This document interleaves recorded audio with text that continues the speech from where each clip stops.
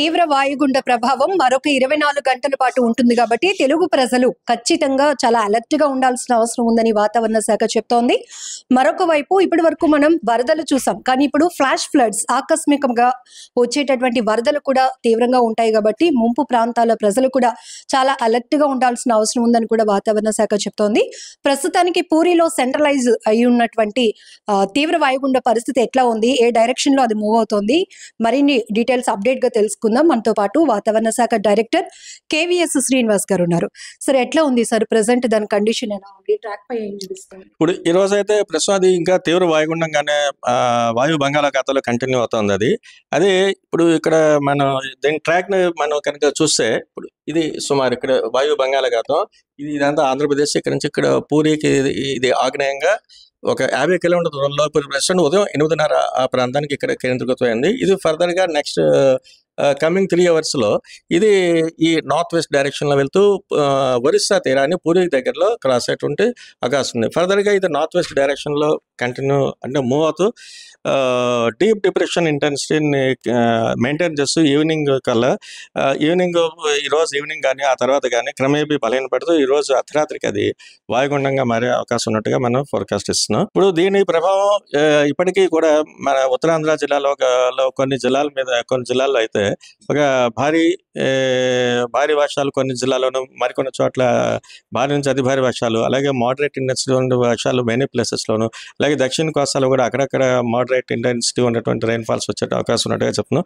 ముఖ్యంగా అయితే శ్రీకాకుళం, పార్తీపురం మన్యం, విజయనగరం, విశాఖపట్నం, అనకాపల్లి, అల్లూరు సీతారామరాజు ఈ జిల్లాలు అంటే ఒరిస్సాకి కొంచెం దగ్గరలో ఉన్నటువంటి జిల్లాలు. వీటి మీద ఈ వాయుగుండ యొక్క ప్రభావం ఎక్కువగా ఉండే అవకాశం ఉన్న చేత ఈ కమింగ్ 24 hours కూడా భారీ నుంచి అతి భారీ వర్షాలు ఈ జిల్లాల్లో వచ్చే అవకాశం ఉన్నట్టుగాను, అలాగే మరికొన్ని జిల్లాలు ఉన్నటువంటి Kakinada east and west Godavari, Konaseema, Eluru, NTR and Krishna ఈ జిల్లాలో 1-2 చోట్ల భారీ వర్షం కూడా వచ్చే అవకాశం ఉన్నట్టుగా. హెవీ రెయిన్ఫాల్ అనేది ఎక్కడ సార్ ఇండికేట్ చేస్తుంది?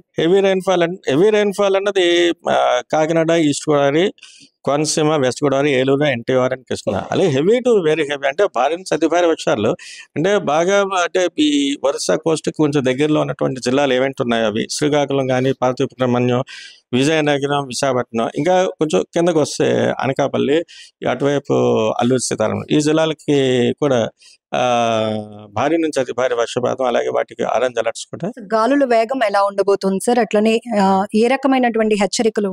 గాలుల వేగం చూస్తుంటే ఉత్తరాంధ్ర వరకు అయితే అది కొంచెం ఎక్కువగా ఉండే అవకాశం ఉంది.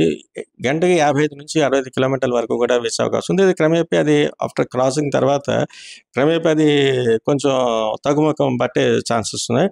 అయినప్పటికీ మనం ఈ రోజు అంతా కూడా ఎంటైర్ ఏపీ కోస్ట్ ఉన్నటువంటి ఫిషర్మెన్ అందరినీ కూడా వేటకు వెళ్ళొద్దని చెప్తున్నాం. బుడమేరు లాంటి పరిస్థితులు ఇప్పుడు మన ఏజెన్సీస్ లో కూడా చూస్తా ఉన్నాం. మీరు చెప్తున్నారు ఆకస్మికంగా వచ్చే వరదలు కూడా మనం చూసే పరిస్థితులు ఉంటాయని. ఎందుకు సార్ ఇలాంటి సిచ్యువేషన్స్ ఎందుకు ఏర్పడతాయి? అంటే కంటిన్యూస్ హెవీ రైన్స్ ఉండటం వల్ల ఆకస్మికంగా వరదలు అనేవి జనరల్గా వచ్చేటువంటి ఎప్పుడు ఎక్కువగా అర్బన్ ఏరియాస్లో చూస్తుంటాం. అలాగే కొండవాళ్ళ ప్రాంతాల్లో కూడా ఈ ల్యాండ్ స్లైడ్స్, మడ్ స్లైడ్స్ కానీ, మడ్ స్లిప్స్ కానీ, ల్యాండ్ స్లిప్స్ కానీ ఇలాంటివన్నీ ఎక్కువగా అంటే కంటిన్యూస్ హెవీ రైన్స్ వల్ల అవి బాగా తడిచిపోయి కొండ చర్యలు పడడం అన్నది ఇట్ ఈస్ ఏ కామన్. అవి మనం గుర్తించి అక్కడ తగు జాగ్రత్తలు మనం తీసుకోవాల్సిన జాగ్రత్తలు. అలాగే లాస్ట్ 24 hours వరకు చూస్తే యాజ్ వి ఫోర్కాస్టెడ్ చాలా చోట్ల అయితే భారీ వర్షాలు నమోదవడం జరిగింది. అల్లూరు సీతారామరాజు జిల్లాలో ఉన్న చింతపల్లి హైయెస్ట్ 13 centimeters రికార్డ్ అయింది.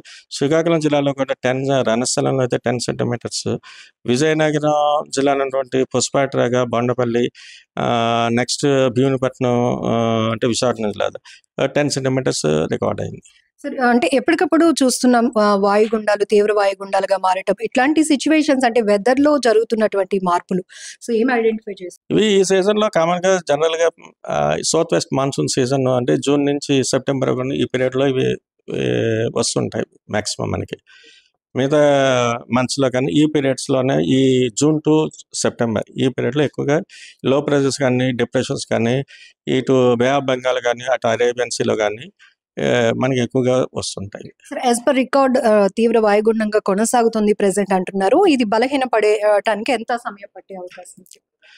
ఈరోజు అర్ధరాత్రికి దగ్గర వరకు ఆ సమయం వరకు కూడా ఇది likely to continue the same intensity. ఆ సమయానికి అర్ధరాత్రి తర్వాత అది క్రమేపీ బలహీనపడి వాయుగుండంగా మారే ఛాన్స్.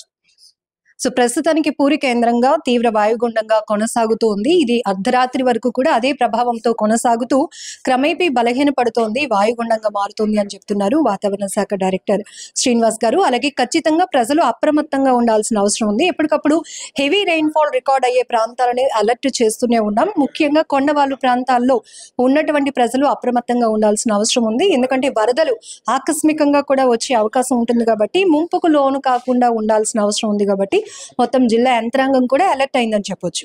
కెమెరా పర్సన్ శేఖర్తో Lakshmi, I dream news, Vizag.